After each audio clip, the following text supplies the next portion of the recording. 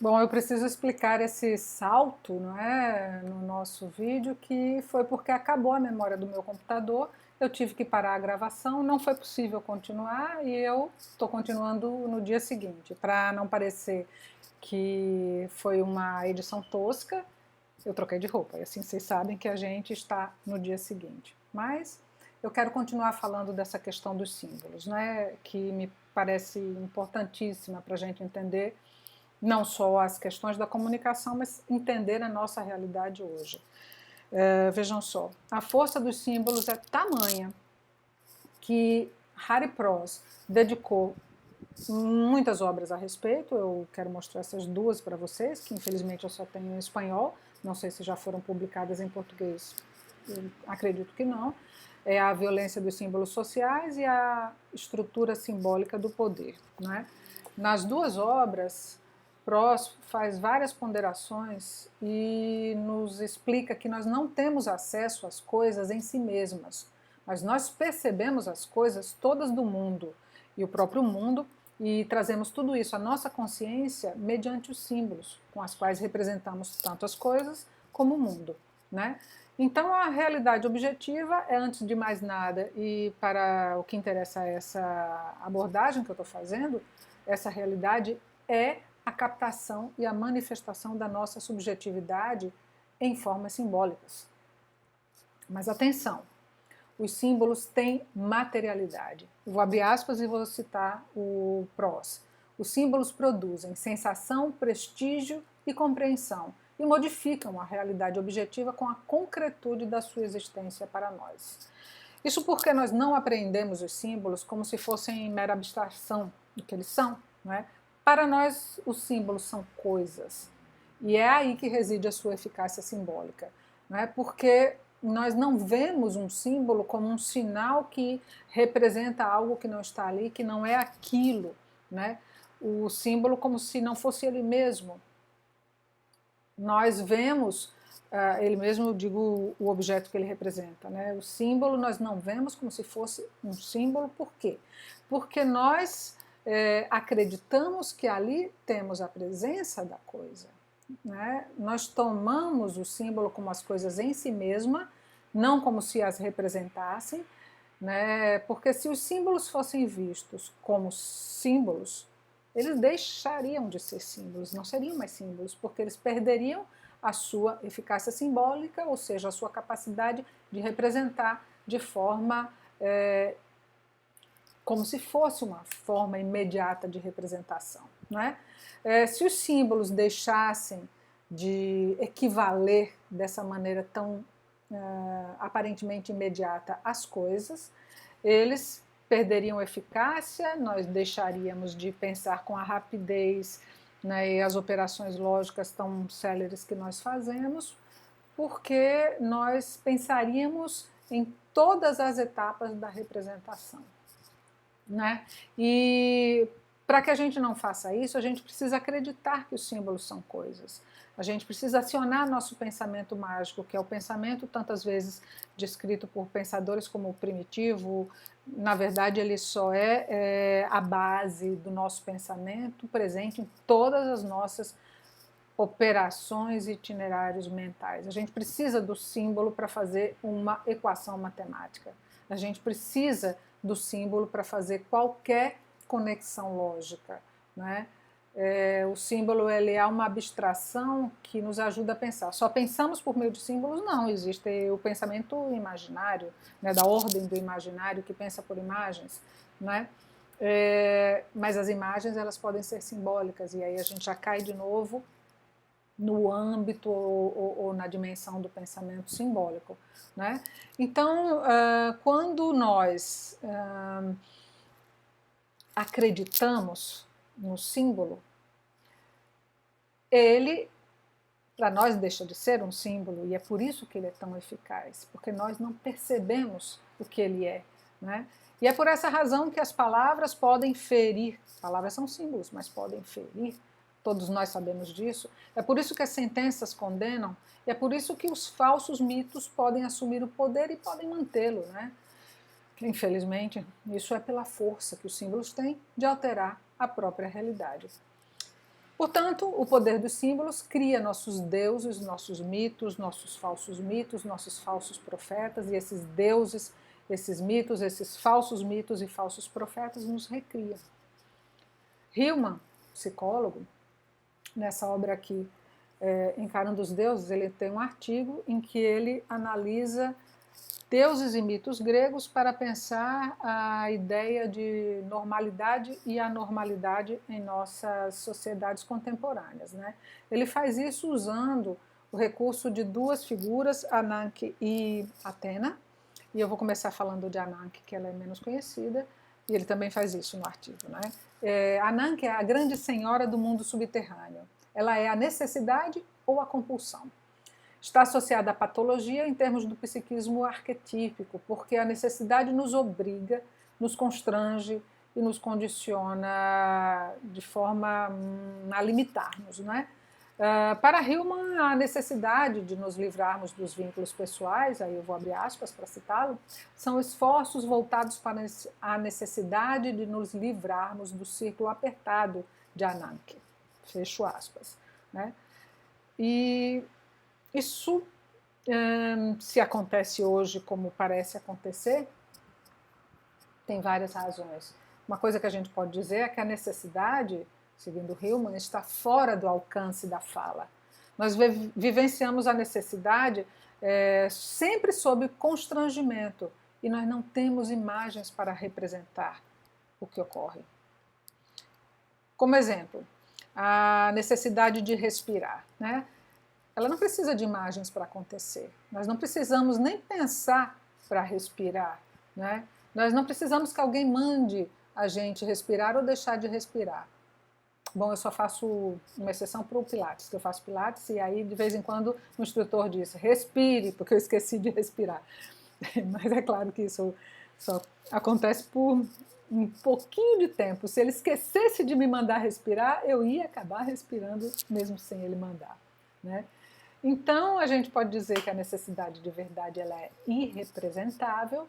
E como é que a gente lida com essa necessidade irrepresentável? Segundo Hillman, nós lidamos com a necessidade por meio de imagens. Nós sufocamos, ou tentamos controlar, ou tentamos esquecer a necessidade com uma avalanche de imagens, que seriam o contrário da necessidade. É uma forma de lidar com ela. Então, nós lidamos com a necessidade com imagens abundantes. E onde estão as imagens? Em nossos altares, com nossos deuses, nas mídias da comunicação, muitas imagens, nos nossos avatares digitais que nos libertam dos nossos constrangimentos. E assim a gente simboliza a necessidade porque ela não se apazigua simbolicamente. Se ameniza um pouco, apaziguar? Não. Né? Então, para continuar no caminho que Hillman nos aponta, vamos falar de Atena. Atena, ela representa a conciliação entre Ananke e Nous, a razão. Ela traz a necessidade do mundo subterrâneo para as luzes da lógica, das regras, da norma. Ela normaliza a alma do mundo, regrando a necessidade. E isso nos faz definir como normal aquilo que se conforma às regras, aquilo que é restrito, que é abarcável, que é controlável. Assim também nós lidamos com a necessidade, né? Essas regras e essas normas que vêm do mundo social, né? Externo à nossa vida interior, mas que nós introjetamos e vivenciamos muitas vezes como nossos. Né? Então a gente dessa forma reduz a necessidade porque a gente pode ordenar essa necessidade, ou pelo menos a gente pensa que pode reduzir assim. Né? Para ficar mais palatável isso, vamos pensar nos nossos perfis nas redes sociais. Né? Quando nós não estamos dentro da normalidade, de uma quantidade definida de caracteres, visualizações, imagens que são admitidas pela política de utilização das mídias, quando nós não estamos dentro da quantidade ou do tipo de conexões que eles determinam, nós somos expulsos, né? Somos bloqueados, nós ficamos fora desse mundo. Mas as normas não são só deles, as nossas bolhas, elas também nos regram e nos regulam. Se a gente mostra muito o que a gente é, né? Se a gente fala da nossa vida mais íntima, dos nossos desejos, a gente pode ter uma censura da nossa bolha. Se a gente publica feiura no Instagram para uma bolha que quer só ver a beleza, que é um pouco a característica dessa mídia, né, a gente não recebe curtições, likes, né? Nós viramos aberrações, né? E quem quer ser aberração dentro da sua própria bolha, né? Veja só, a aberração pode ser aquele que não publica abjeções, porque existem bolhas dos grupos fascistas, como a gente sabe, que estão aí fazendo muito barulho nas mídias sociais, em que a regra é publicar o grotesco da ignorância ou da perversão. Isso é que é muito curtido, aplaudido, serve para rir, né? Então, as normas externas que nos condicionam, elas não são as mesmas para todos os grupos. Agora eu tenho uma sequência de perguntas que eu faço a mim mesma esse tempo todo e que decorrem dessa realidade que a gente está vivendo, em que a comunicação interpessoal é cada vez mais mediada por aparatos digitais, né? O que se soma ao fato de que desde as sociedades da comunicação de massas, né, imediatamente anterior à nossa, toda a comunicação dirigida a grupos, a coletivos mais amplos na esfera pública já era da alçada e do domínio das corporações, portanto, dominada pelo sistema capitalista, né, destinada ao lucro de poucos. Hoje que nós estamos nessa sociedade em rede, em que todos, em tese, podem se manifestar, né, as perguntas.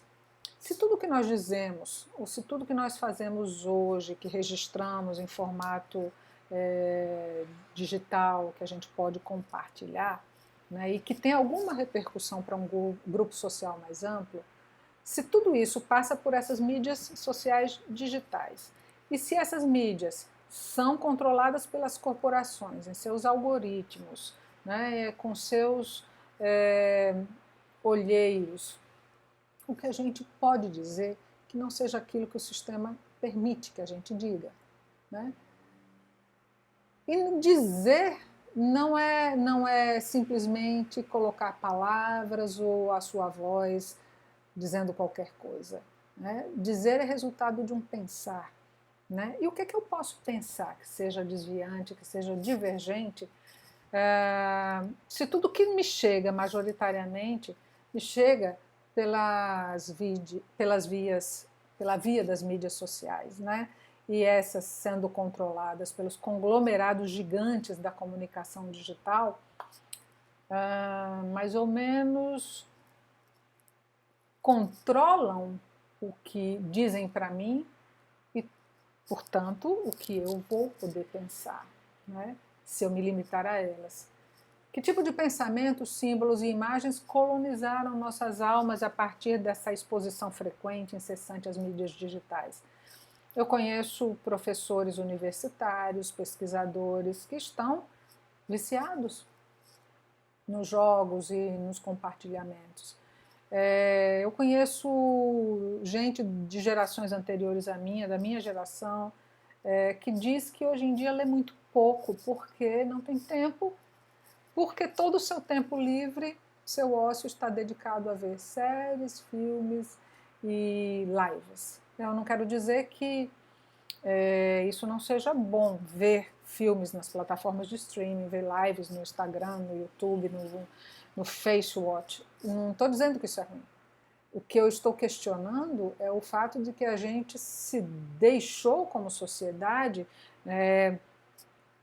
enganchar de uma forma tal a essas mídias sociais que a gente não consegue fazer quase nada que não seja com elas e para elas, né? Agamben, filósofo italiano, nesse livrinho aqui, né, O que é o Contemporâneo e Outros Ensaios, ele diz que o ser contemporâneo é aquele que enxerga o escuro da época, da sua época, né? Eu digo que para enxergar esse escuro é preciso olhos de ver. E esses olhos de ver, né, para além da obviedade, que se você não tiver olhos você não vê, se a gente tomar o pé da palavra o sentido do verbo ver. Para além disso, a gente tem que pensar que o que a gente vê é o que a gente pode ver. Do ponto de vista mental, eu faço uma equivalência com quem usa óculos como eu. Eu tenho olhos, mas eu só posso ver aquilo que os meus óculos permitem que eu veja. Por quê? Porque sem eles eu não vejo de perto, por exemplo. Né? Eu vejo muito mal e não consigo entender aquilo que eu estou vendo. Portanto, meus olhos sozinhos não enxergam tudo. Enxergam algo, mas não tudo. Eu preciso desses aparatos, e esses aparatos me limitam o que eu posso ver. Ampliam por um lado e limitam por outro. Né? Hoje em dia, a condição de ver é ser visto, né? Como celebridade ou como gente que tem muito like, etc. Né? Mas a condição de existir é mais do que isso. Né? A condição de existir, para mim, vem na acepção do Todorov, está aqui nesse livro, que eu acho fantástico. Eu utilizei no meu mestrado para dissertação, mas até hoje ele é referência para mim, né?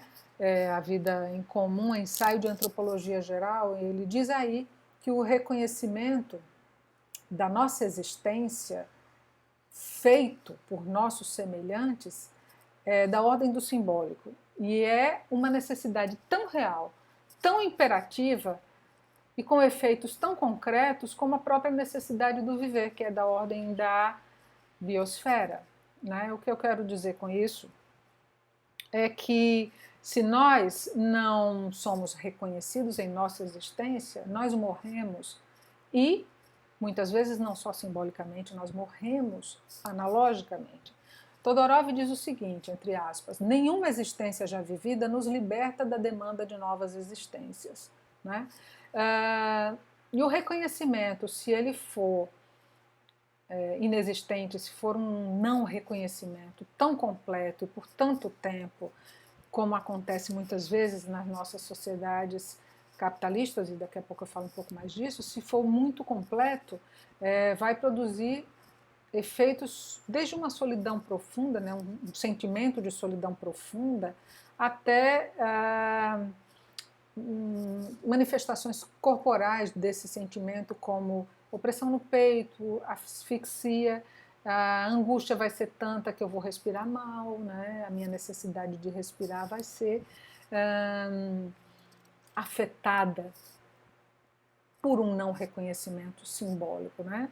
E para que não pareça que a gente está falando bobagem, vou citar os experimentos de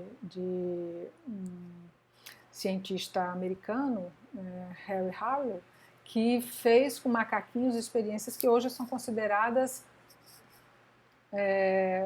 incorretas, né, politicamente incorretas, mas ele submeteu macaquinhos recém-nascidos a estar ou com uma mãe de arame com leite ou com uma mãe de pelúcia quentinha sem leite. E os macaquinhos morriam porque eles não iam para o leite, eles ficavam com a mãe de pelúcia, eles precisavam de se sentir iguais e acolhidos, né? Eles precisavam ter sua existência reconhecida. Nós, humanos, que somos os que de fato existimos, segundo o Todorov, né, nós precisamos muito disso. Né? E para pensar no que está acontecendo hoje, vamos pensar na velhice. Né? A velhice, segundo o Todorov, não é somente a diminuição das forças vitais, mas é o enfraquecimento da existência social, ou seja, da existência simbólica. Os nossos idosos, se deixam de ser necessários, eles são descartáveis, porque eles deixam de ser vistos, eles deixam de ser reconhecidos na sua existência.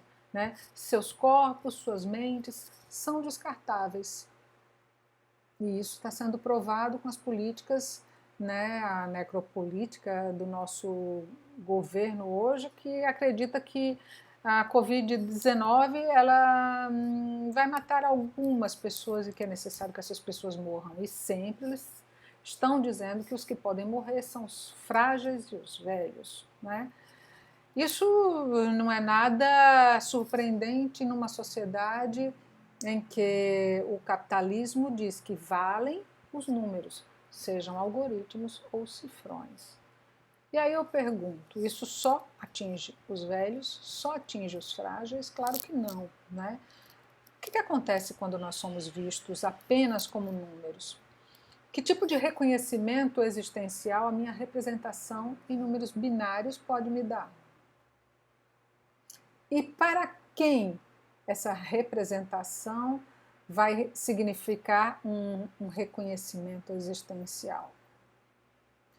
Quando a gente é número, é mais fácil desconhecer que a gente tem necessidades, é mais fácil substituir a gente por outro número. Né? Isso de fato está acontecendo no mundo atual. Os exemplos são inúmeros. Né? O que eu acho que a gente precisa entender, para além disso, é como nós chegamos a aceitar isso, que isso ocorresse conosco e como é que nós passamos a praticar isso em relação aos outros. Né? Nós aceitamos virar um número, nós aceitamos desvalorizar o outro, transformando ele em número, descartando as relações com as pessoas de maneira muito fácil, como fazemos na vida digital e mesmo na vida analógica. O Bauman, de novo, nos ajuda a pensar na liquidez das nossas relações. Sai um, entra outro. É o movimento de tirar o perfil para lá e não pensar mais nisso. Né? A gente precisa ir além do que é imediatamente perceptível para nós e pensar mais profundo. Né? O que é que eu faço que corresponde a essa lógica? Né? E o mais difícil de tudo, como é que eu posso desviar, depois que eu entender o que é que eu faço que corresponde a essa lógica, como é que eu posso me desviar desse fluxo que converge para dentro da catástrofe? Né? Eu sei que catástrofe, Bauman fala isso, catástrofe pode ser o início de uma nova ordem, né? É uma desorganização e destruição que faz emergir uma coisa nova. Mas eu não creio em respostas fáceis. E eu não sei se a gente vai estar nessa nova era, nova ordem, se a gente não aprender com tudo isso que está acontecendo, né? Porque eu não acredito em respostas fáceis e não acho que a gente vai encontrar de hoje para amanhã, né? Mas só para não ficar esse gostinho amargo na boca, eu vou dizer que eu gosto muito do caminho trilhado por Serres.